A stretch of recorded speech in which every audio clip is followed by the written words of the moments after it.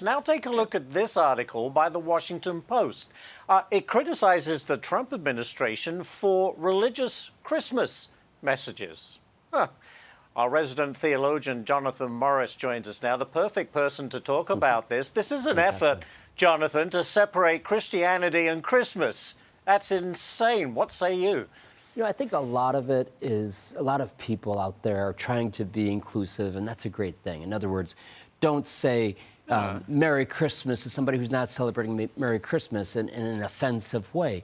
But government officials who are Christians putting out messages to other Christians saying Merry Christmas and actually saying what Christmas is, that's not offensive.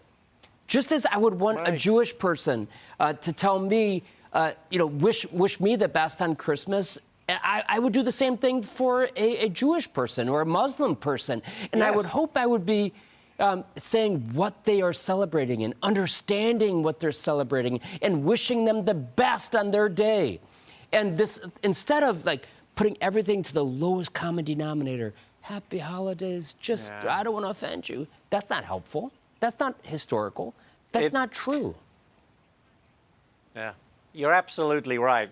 I want to get into this one, Jonathan. Pope Leo has spent this year wrapping up business started by Francis.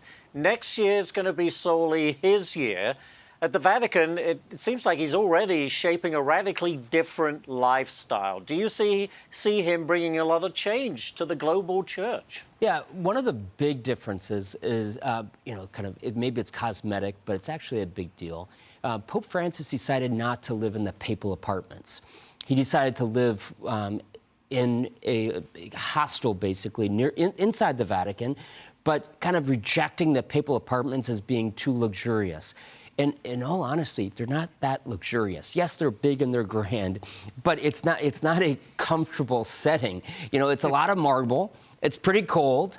And Pope Leo is now saying, let's go back and establish where the popes have lived for all these years as a way to say, we're not ashamed of that. And also as a way to give continuity, and continuity not only in terms of practical things, but hopefully also continuity in doctrine, in teaching, in explaining what we believe and why we believe it. Pope Francis, I think, was so well-intentioned, and I think he was truly a humble person at heart.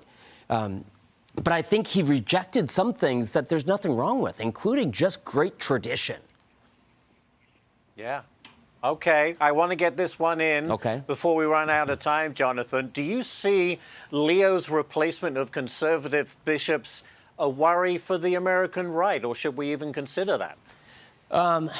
If you're speaking of, for example, Cardinal Dolan being replaced by Archbishop Hicks here in New York, listen, we have no reason to believe that Archbishop Hicks is some liberal. He has not shown that in his life. I know CNN pushed him as Pope Leo has now appointed a pro-immigrant Archbishop of New York.